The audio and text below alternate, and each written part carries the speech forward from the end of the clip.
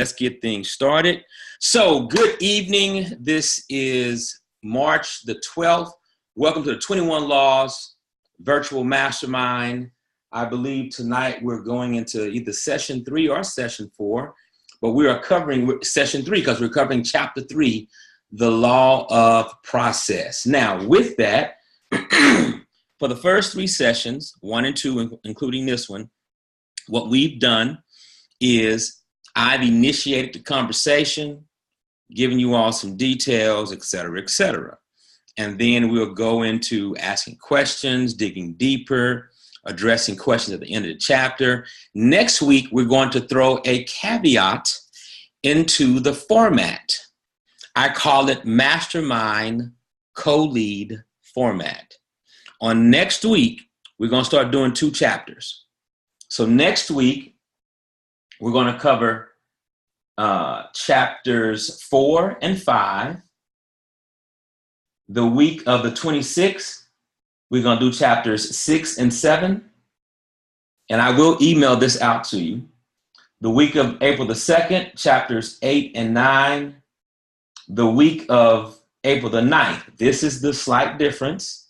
We're going to do 10 and 13. The week of April the 9th, we're going to do 10, skip 11 and 12, do 13. And I'm considering doing something special with you all, possibly adding another week to cover a little bit more information, or recording the information on my own and sending you all the information. So what we will do, I'll talk to a few, get some feedback from you all in regards to closing things out on the 9th or adding that last week, because there's some special information in chapters 14 and 21 that I really want you all to get. All of the chapters are crucial. They're important. If you want to elevate your lid significantly, you need all 21 chapters.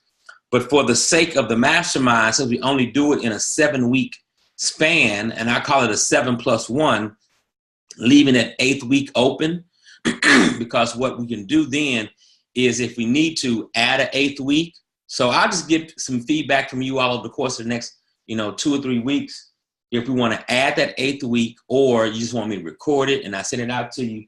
But there's some stuff I really want you all to get out of chapters 14 and 21. Now, all chapters are important. I want to reiterate that once again. Please read the entire book. Please, please, please, please, please, please.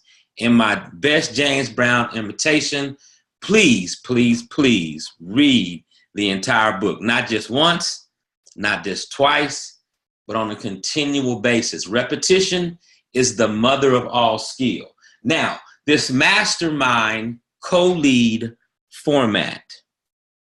Let me read this. Y'all know how I am about this chat, but I'm going to stop and read it. Gotcha. I got you. No problem. No problem. No problem at all. Now, the mastermind co-lead format will work like this. We will take 2 chapters, as I mentioned earlier, and I will cover one of the chapters, and then I'm going to get a co-lead to do the other chapter. Frankie dialed in early, and she's already volunteered her wisdom and leadership to co-lead for next Monday night, and she's going to do chapter 4. So chapters 6 and 7, 8 and 9, 10 and 13 are coming up. If you want to look at one of those and you want to recommend that you do one of those during the course of that week, feel free to send me an email or text. Now, while we're doing that, if you refer back to the first mastermind, when we talked about retention rates, if I lecture, you get less than 10%. If we create a discussion, it jumps from 10% up to 50%. If you participate and you do some of the teaching, then we start approaching the 90% retention rate. So it's very important that in anything you do, if you really want to learn the information, you want to participate in it. You want to teach it to someone else. You want to ask questions and answer questions. You want to engage the information and engage the facilitator if you want to increase your retention rate. So I want to encourage everyone to be mindful of that, not just with the mastermind, but in everything that you do. So tonight, of course, we want to hit chapter 3. But let me reiterate, next week, we're going to start the new format with the Mastermind Co-Lead format. And we're going to hit chapters 4 and chapter 5 on next week. Now, was there any other announcements? I think that's it. So let me start with Rosemary. Rosemary, do me a huge favor. In chapter 3, the law of process, leadership develops daily, not in a day. What's one point? The first question I'm going to ask tonight, I'm going to ask Rosemary the first question. The second question, I'm going to go to Millicent. And then the third question, if we can get Miss Leona off of mute, I'm going to go to Miss Leona. So Rosemary, question number 1 is, what is one point that resonated with you in chapter 3? One point that stood out to you and jumped out, and you were like, wow, how did she do that? How did he do that? What does that really mean? What's one point that resonated with you in chapter 3? Well, to start off would be Anne's story. That would be the story in the beginning where she lived very frugally, and everybody, I guess, thought she was living in poverty and didn't have much, and she didn't save her money because she didn't make much money, and she wasn't respected at work and was never promoted. But yet she took that $3,000 or whatever it was that she made and then invested it. That kind of stood out because it reminded me of like when I first bought my Honda. After I finished paying it off, I was dealing with a financial advisor anyway, and after I was done, she had told me, she said, well, Rosemary, now that you're finished paying off that car, why don't you continue saving that, let's say $350, $325 every single month, now that you've paid, just put it in a savings account. And I thought, nah, that's okay. And so today I'm just reaping that because anyway, long story short, I didn't save the money.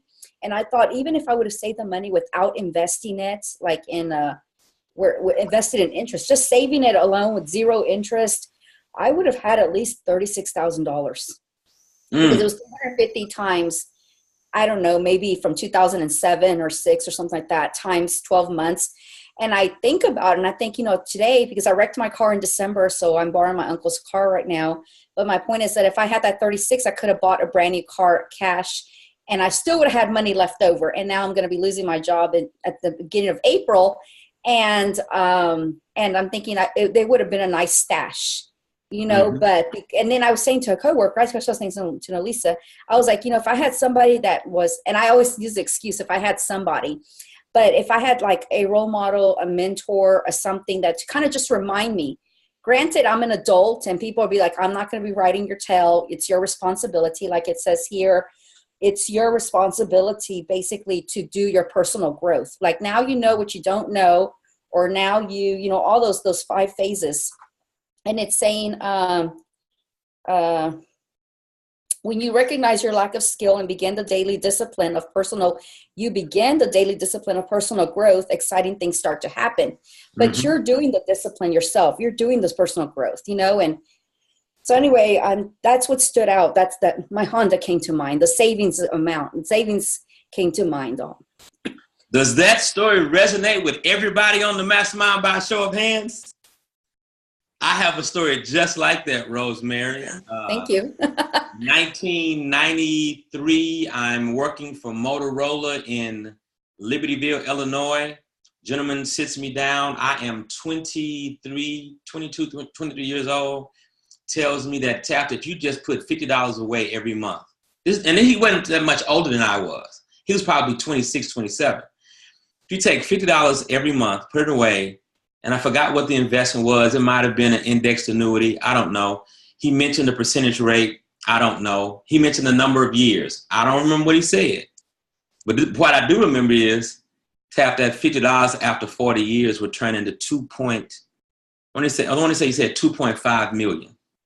And if you pull it out, you walk away with like 1.8 million. And the mistake I made in 1993 is I said, I I got time. But see, that's just it.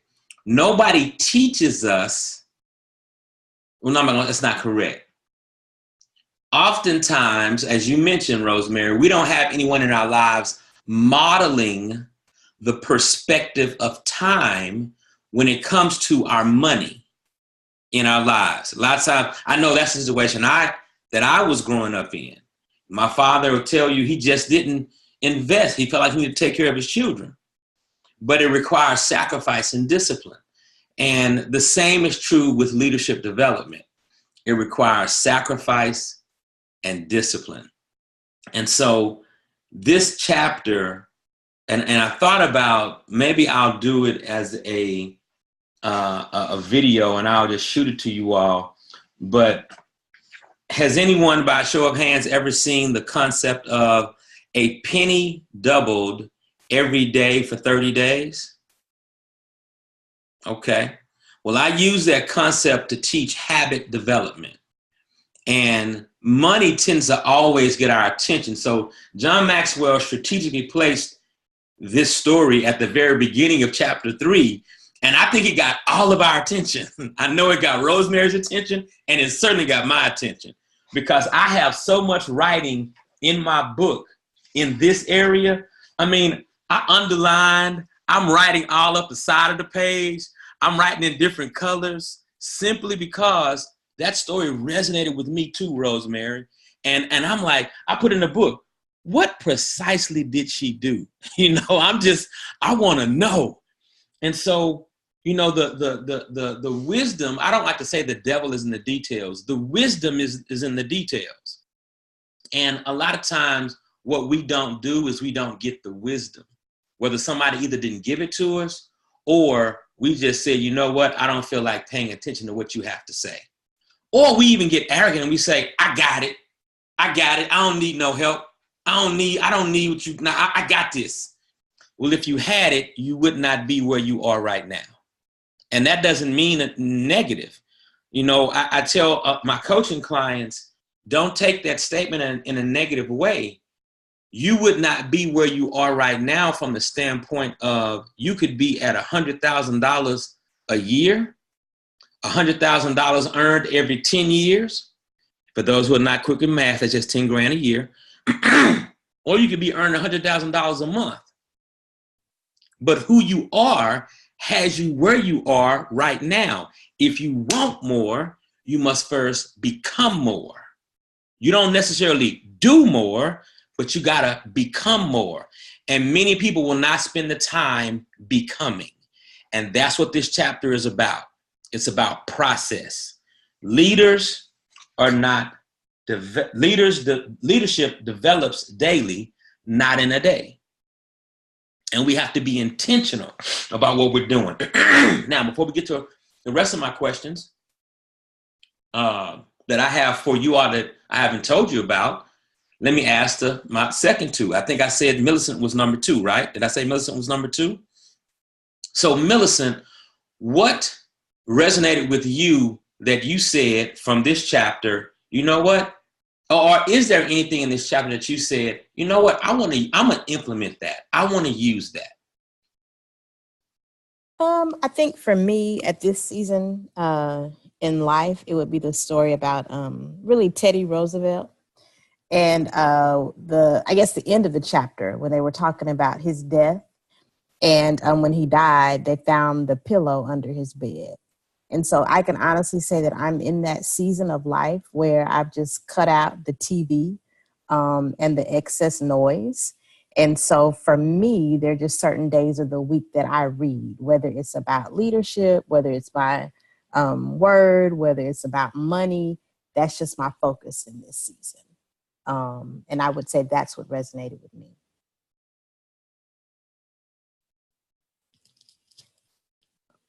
What you say? I can't hear you. Yeah, I can't hear him either.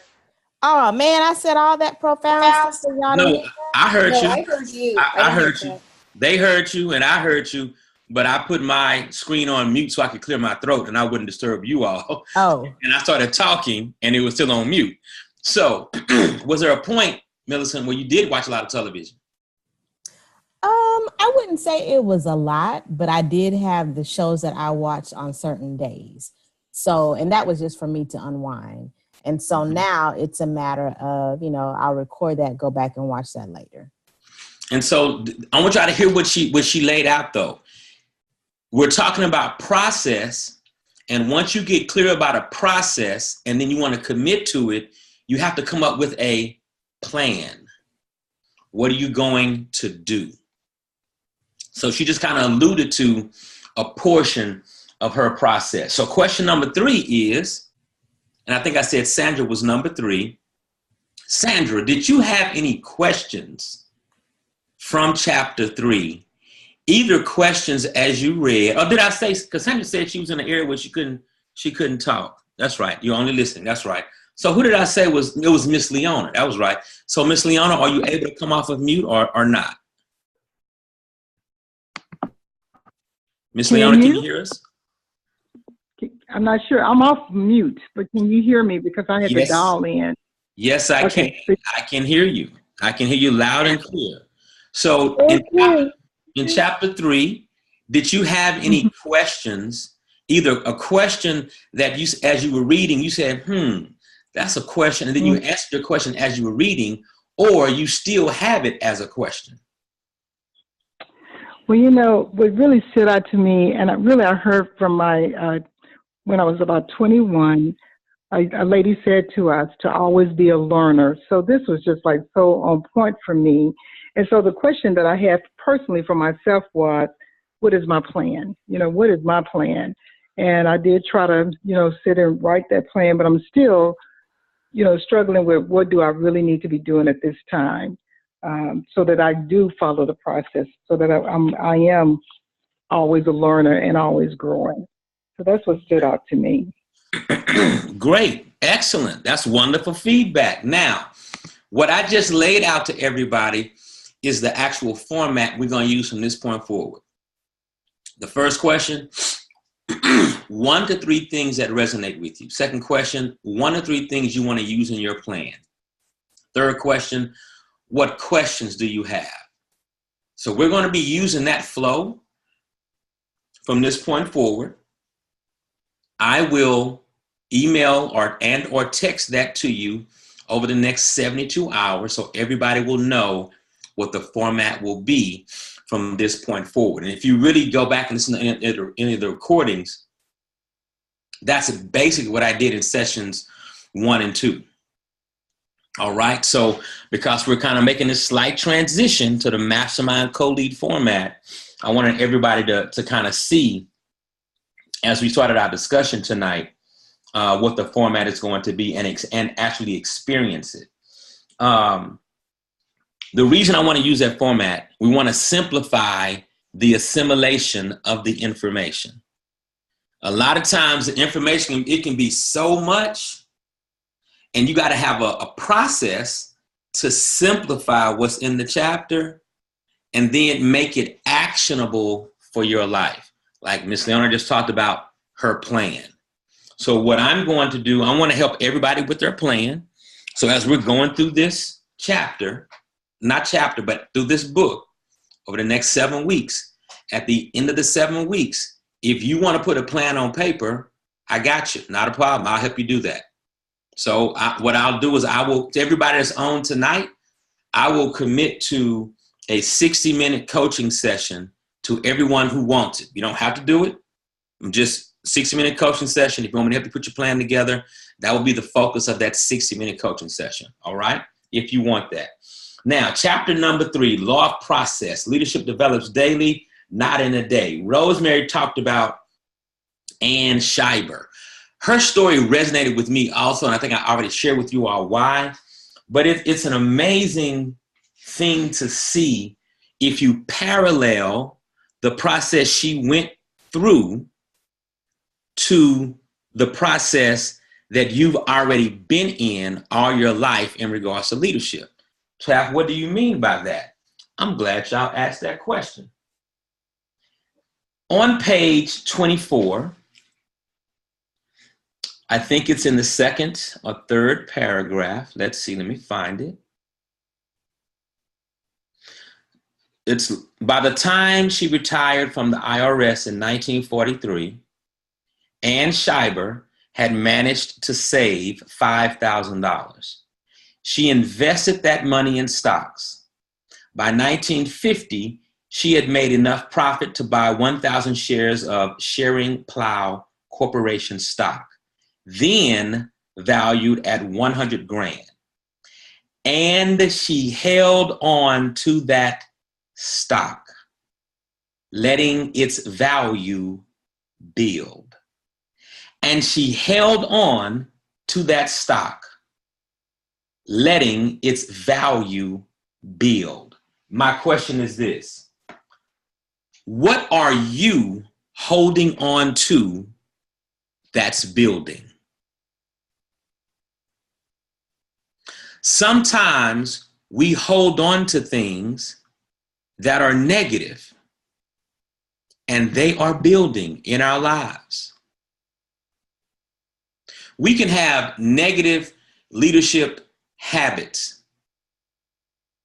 detrimental leadership habits that we're holding on to, and they're building.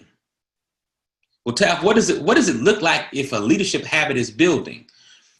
I had a mentor tell me many years ago, he said, Taft, your people will do what you do, even if they don't even know what you did. It's called duplication. Once again, looking at Jesus. Jesus duplicated himself in the 12 disciples. The people who are following you, you are duplicating yourself in them. So all that stuff that you don't want them to do, that you think you're hiding from them, guess what? Your people will do what you do, even if they don't even know what you did. Wesley, you had your hand up? So for me, that kind of rings true, not from a standpoint of business, but a standpoint of my children. So we always make the statement of saying, do as I say, not as I do. And the things that we hide the most, they tend to always do. And, Frankie, Miss Ellis, they see me in my kids. And they shake their heads all the time when they do things that their fathers does. And I try to relate it to them like this. And I say, guys, just charge it to their heads and not their hearts, because they follow in their father's footsteps. So it rings true when you make those statements. And it's just really more of a reflection on myself, that I have to constantly hold myself to a higher standard and only try to teach and educate things that are edification onto them, but also unto him. So, okay. Yeah. Let me add a little piece to what Wesley just shared. The first case that I'm always going to highlight is, of course, we're talking about leadership in this book, of course. So we're going to talk about leadership. We started the conversation talking about financial habits. And she went through a process with her money, and her money yielded her a certain harvest because she held on to certain habits. And then now I'm relating it to leadership. And the point Wesley's driving home, that is probably the most significant place that, we can see it in our bank accounts, but when you look at your children and you see your habits manifesting in them, the negative ones and the good ones, it makes you scratch your head, and it makes you go back to the drawing table, quote unquote, to work on you, to go back to what Miss Leona talked about. What is my plan? What am I going to do differently if I don't want my son going from 0 to 10 like that? What am I going to do differently if I want my son to have a heart for leading people to Christ? But I'm so busy, I don't have time to talk to nobody that don't know Jesus. but I'm taking care of business. So it makes us look back at ourselves and ask ourselves various questions. And one of them that I want y'all to really think about, what are you holding on to that's building? And that's on a positive side and I don't even want to say negative, but it's on a positive side and a not so positive side. What am I holding on to that's building? She held on to her dividends, her savings first, and then her dividends, and she kept reinvesting them, and it yielded a return after, many, many decades, worth $7.5 million. I want us always to be aware of what we're holding on to, because that stuff is going to duplicate. If you're leading a ministry, it's going to duplicate in your ministry. If you're leading a team at work, it's going to duplicate on your team at work. If you are parenting children, I can promise you it's going to duplicate, because my son, now when I say 0 to 10, Miss Ellis, I'm talking about me. I have been guilty, and he has picked up on that habit. So now we got to pray that out of him. Now, the point that Wesley was making, what I have learned to also do, though, is to be transparent about my weaknesses. And instead of trying to show, like, until my 30s, that's not true. Until my 20s, I put my daddy on a pedestal. My daddy could do no wrong. He couldn't do nothing wrong. And the truth of the matter is, my daddy was not perfect. And I fully understand that now. And I don't ever want Taft growing up thinking that I'm perfect and that he can't be better than me. And so I am transparent with my children about my mistakes. I think I shared with you all the Leadership Summit, for those who were there, that I weekly ask them to forgive me, because I weekly recognize my mistakes. And I'm like, all right, son, daddy was wrong right there, but this is why I did it. I was wrong. I'm not making no excuses. I'm gonna do better the next time. And I think by doing that, it lets him know, okay, daddy's not perfect, but it also sets an example that he should ask for forgiveness. I don't know if y'all got anybody in y'all's family who just won't ask for forgiveness. It's 9:30. I'm gonna stay focused. That's like a real pet peeve in my household over here, that, my mama won't ask, but never mind. I'm gonna leave it alone. So question number 2, what have you spent your time building in your life with intention? What have you invested time in building in your life? Not at work, not the company you own, but in your life.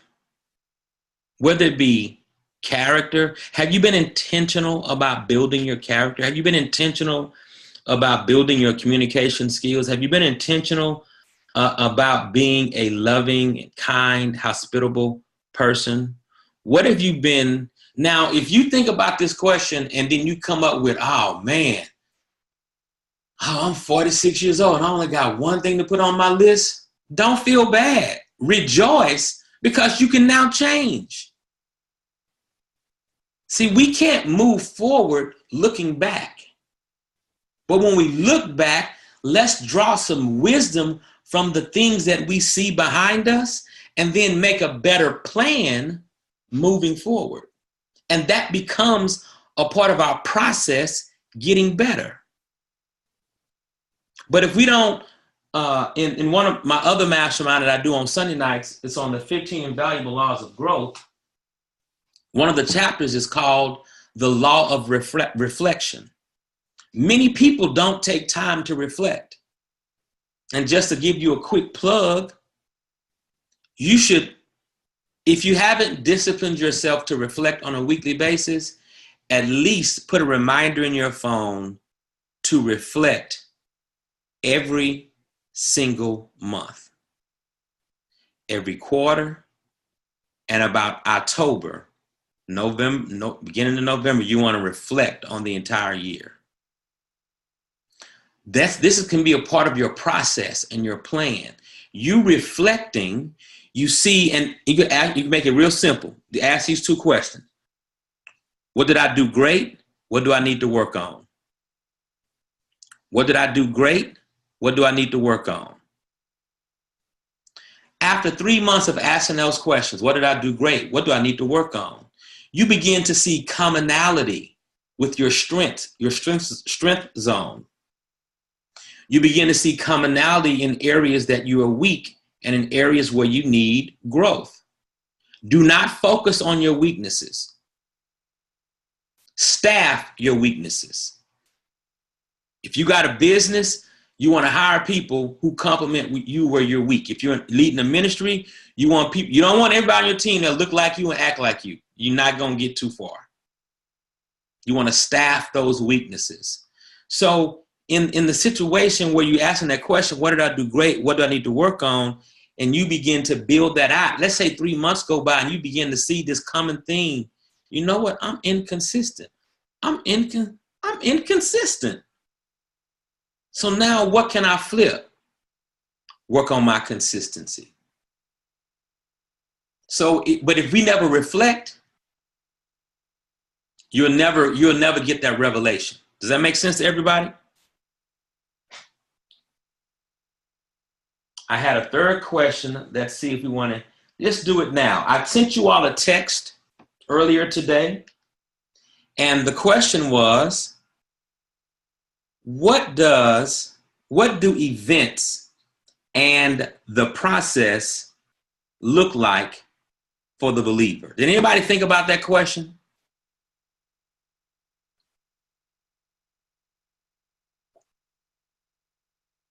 If you thought about it, I want to get some feedback in the area of events. What are events in the life of the believer? And I'm going to take some notes as you all talk to me. And if you didn't understand the question, feel free, we can break it down a little bit more. Can you say the question again? Because I'm looking through my phone and I'm not seeing it. I sent a message. Let me make sure you're on here. Yeah, you're on. Oh, I see the problem. For some reason, Wesley is going to your email. Okay, not a problem. Go to page 26. Got it. The text that I sent simply said something to consider. On page 26, what do events and the process look like for the believer? So if you go to page 26, you have two columns. Mm-hmm. Mm-hmm. Column number 1 talks about an event and what events can do. They can encourage decisions, motivate people. They can is a calendar issue, challenges people, is easy. So for the believer, I'm going somewhere with this. For the believer, what are events for the believer? I'm going to give you the first one. Sunday worship service. Give me another one. Not everybody at once. Listening to like financial gurus that, offer solutions, but there's application, and that's the hard part, the process. Okay, so listening to a financial guru, all right. What about a Bible study? Yeah. Bible study. But Bible study, we can call Bible study an event. Okay, that's good. So what Bible study specifically are you referring to? Are you talking about the group Bible study at church or Bible study at home? At the church. Okay, I would definitely call that an event. Millicent, you were about to respond? Mm-hmm. Baptism is an event. Baptism. Let me get one more. Let's get one more. A wedding. Okay. Now, the life of the believer, those are different events that a believer can go throughout their life, right? Mm-hmm. You all know we tend to put more value on events than on the process. So let's use the analogy of Bible study. Bible study has the ability to be in both columns, an event and the process. The difference comes in where is your commitment and what is your plan. See, some people come to church just to check the box. I went to church. Some folk go to Bible study because, hey, I'm checking the box. I went to Bible study. I even have a few friends that I'm praying for and trying to talk to. And I'm like, as soon as the pastor finishes his last point, you and your wife grabbing y'all stuff and y'all headed to the car. We haven't prayed, and ain't nobody hugged to say bye. And so are you really there to grow spiritually, or are you there to say, yeah, I went to Bible study? And a lot of times we're more committed to events than we are to process. Now, what happens in the life of the believer who's only, whether they're doing it on purpose or they're doing it accidentally, nobody's taught them any better. What happens in the life of the believer that's only committed to the event and not the process? They never grow. So from a standpoint of saying that they go through the events, they've only done the religious part of it, meaning that they've never developed the relationship. And what has happened in the process, which, some of you guys have seen me, I wear a shirt saying, trust the process. And it's because there's a step-by-step orientation that gets you to where you need to be. God reveals things about you, to you, for you, to develop you. And most believers never go through the relationship process. They just go through the religion. And as they go through the religion, they never develop, and then they're never fully prepared to take on the responsibility and the assignments that God has for them. We can go home now, y'all. Go ahead and pass the collection plate. Stop it, Taft, stop it. But the point is this. I mean, that's real. Everything he just said is real. I wanted to have that discussion from the standpoint of a believer. Number one, everybody on the line is a believer. But then I'm about to go somewhere with that discussion.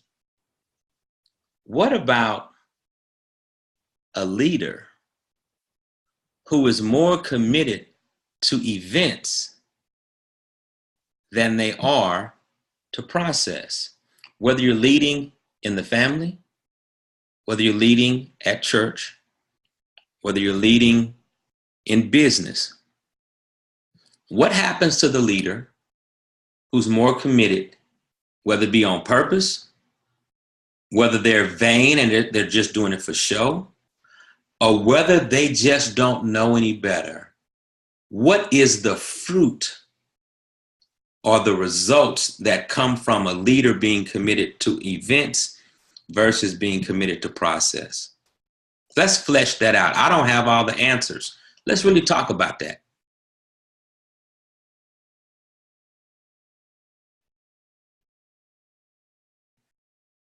Well, Millicent thinks that the leader can become easily frustrated and can suffer from burnout very quickly because you're always trying to perform to the last level or the success of that previous event, right? So you're always trying to replicate or duplicate what has happened previously. And so you have a tendency to look backwards as opposed to look forward. And so you're never looking ahead. You can develop tunnel vision.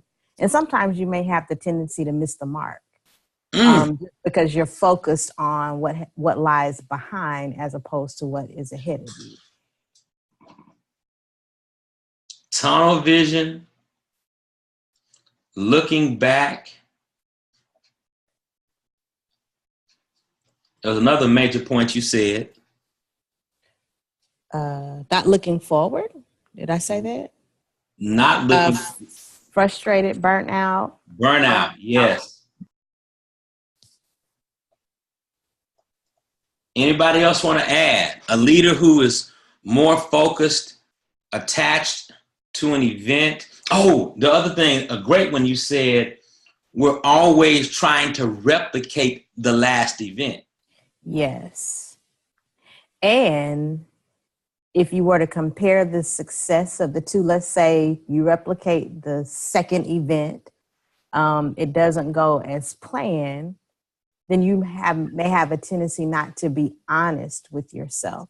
And I hate to bring this up in terms of leadership, but let's just use our current president, right? And so that's what he has a tendency to do. He will zone in on, let's just use the inauguration and the crowd and the fact checking, right? And so he wants to quickly look at what happened he doesn't want to acknowledge what happened with his previous predecessor. So you begin to deflect, look for other things and other people to blame as opposed to being honest with yourself. Now, has anybody, I know we all live in America and President Trump is all of our president, no matter how y'all want to say it. The truth is just the truth. We can always point to him and all these things that Millicent just laid out, but have we experienced these things anywhere else? How about in our families? Have we any families, we got any tunnel vision? Yes. Family reunions. And everybody comparing this family reunion to the last family reunion? Yes. Okay. Anybody get burnt out doing those family reunions, Lisa? Yes. We don't need to see one another every year like that. Okay. Anybody got any families? The entire family is not looking forward. They keep looking back.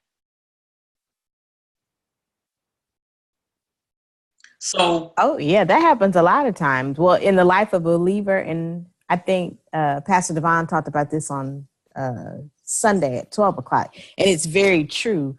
A believer can go through their born again experience, and they are trying to now apply Christian principles and righteousness in their life.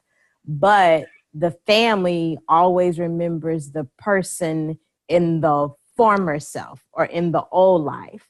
And so when you try to connect with them in this born again identity, you're walking different, you're talking different, you're doing different things, but they remember the old you. Family does that.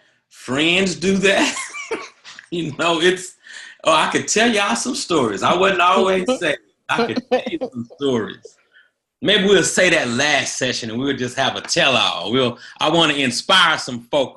If you're struggling, let me tell you what the Lord can do. Let me just share with you just a little bit. On the real, one of my favorite passages, while we were yet sinners, God demonstrated. Y'all don't understand. He gonna demonstrate his love for me? Let me stay focused on the question. Where was I? Event and process. I have really lost my train of thought. Let me look at my notes. So I think I asked the question, comparing the event to the process. Let me see if I can jar where I was going by looking at my notes in the book. I think I did want to read this to you all. I don't like reading to you because you all can read yourself.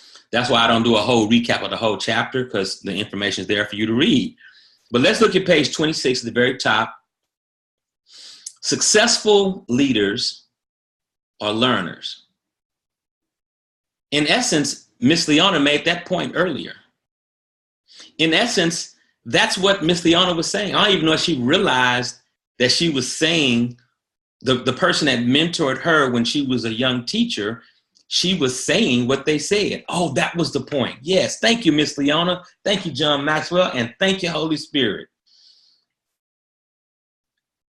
When leaders go through the process, using the word Millicent brought up, replication, when leaders go through the process, we are able to replicate ourselves in the people that follow us and then lift them up.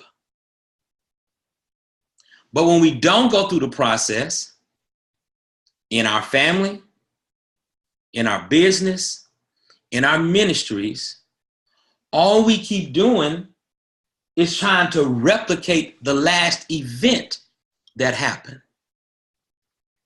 We're not operating in any kind of vision. But when we commit ourselves to the process, we become a better person. And as a result, better ideas flow into us.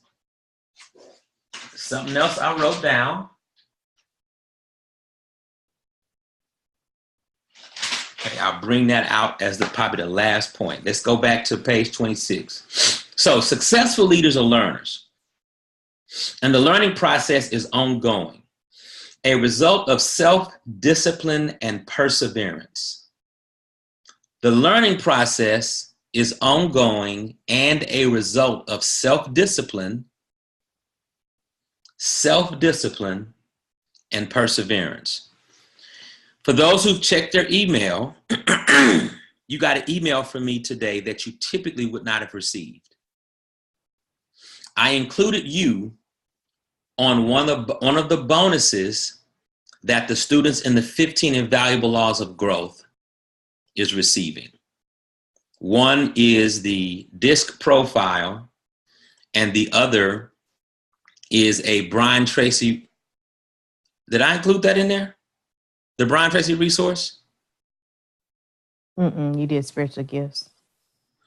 Okay, so I forgot to add, it was supposed to be 3 in that one email. Forgive me. Because I wanted you all to get that because it's in alignment with this. And learning the process is ongoing, a result of self-discipline and perseverance. The Brian Tracy resource gives you some strategies for self-discipline. Now, on next week, I am going to give you all some insights on a note-taking app called Evernote. So at the very beginning, 9 o'clock, about 9 to 9:10, I'm gonna give y'all some details on Evernote. Anybody by show of hands use Evernote now? Anybody know about Evernote, you just don't use it? Now, so why do I want to tell y'all about Evernote? What does that have to do with leadership? It's right here in this sentence. And the learning process is ongoing, a result of self-discipline and perseverance. A lot of us are not reading. We're not reading like we should because we haven't disciplined ourselves to use time the way God has really defined for us to use time.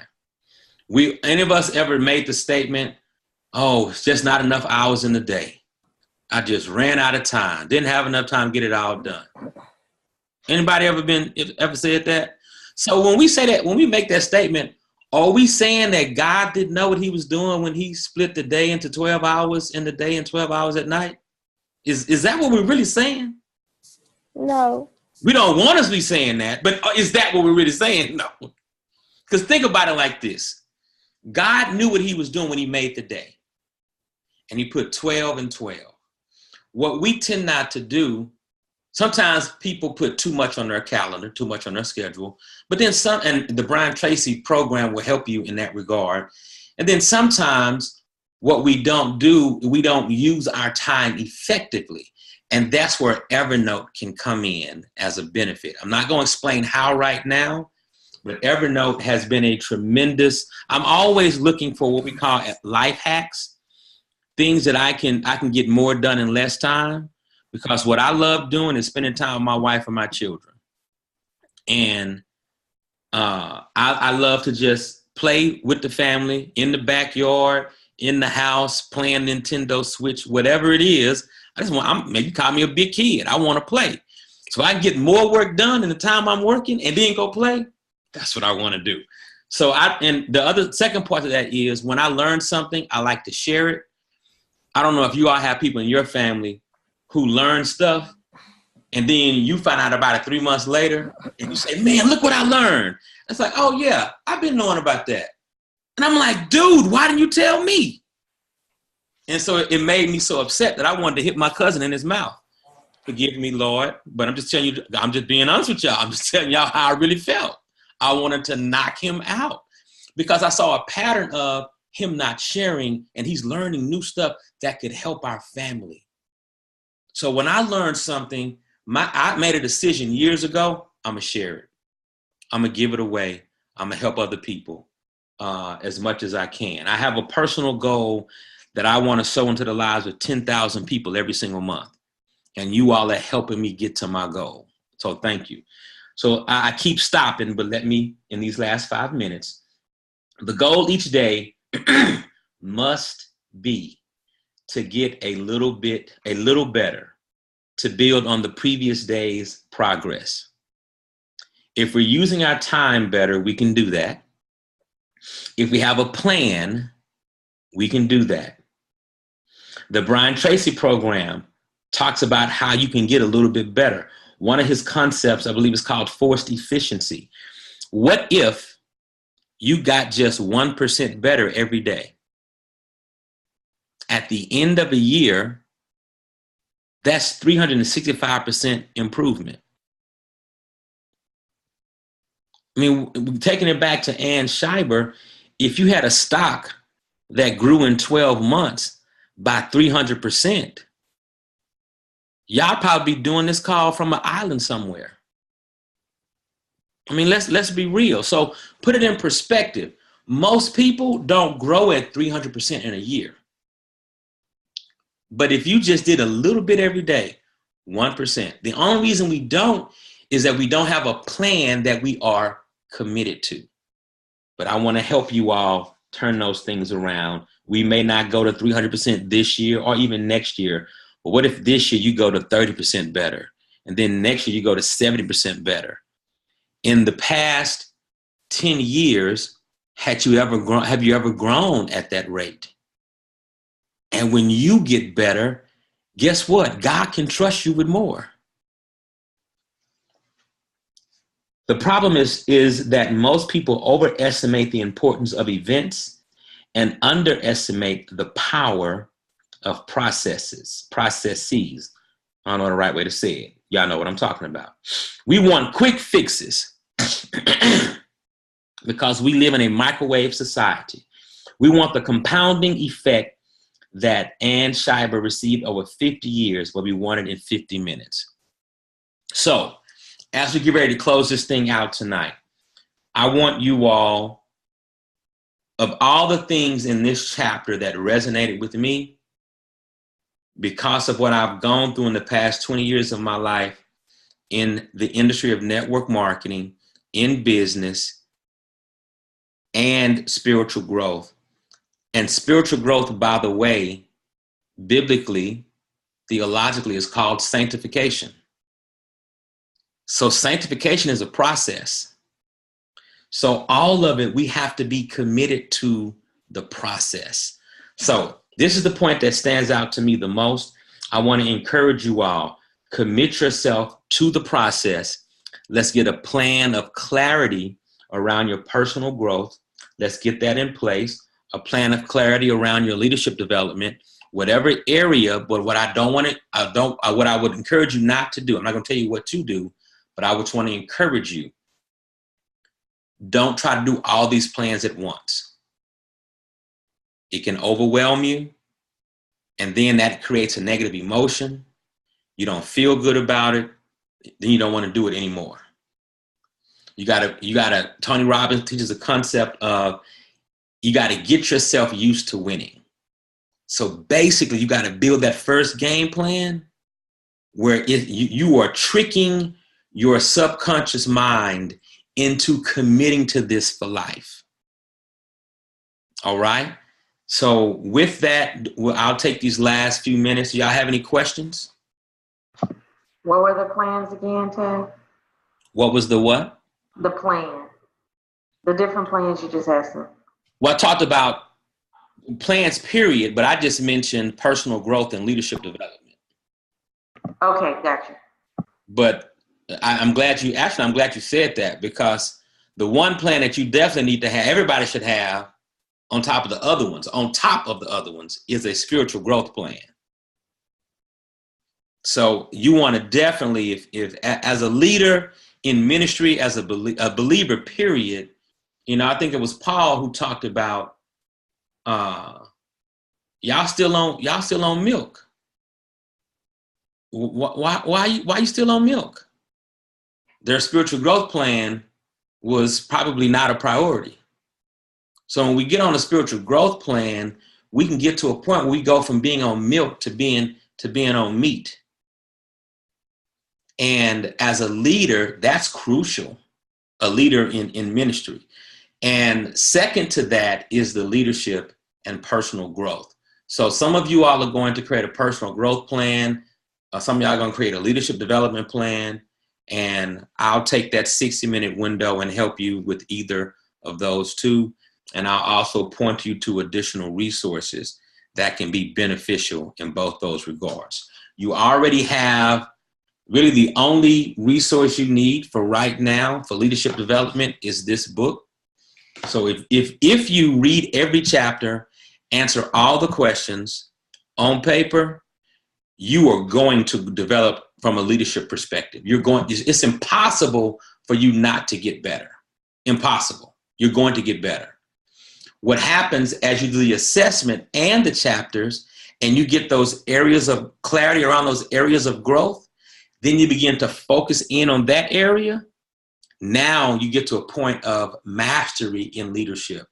Now you get to a point where people are talking about you and your contributions to work or business or ministry, et cetera, because of the results that you're producing, not just in events, but also in the process and in the lives of other people and in the results that you all are producing. So that's going to come through work. It doesn't have to be 10 years from now. It could be 10 months from now, but it's going to take some work. So I encourage each and every one of y'all to commit to that process, and let's go produce some new results. Any more questions? Next week, 2 chapters. You all drink your cup of coffee at 8:52 so you can be fired up next week, all right? Y'all have a blessed one. I'll talk to y'all later on.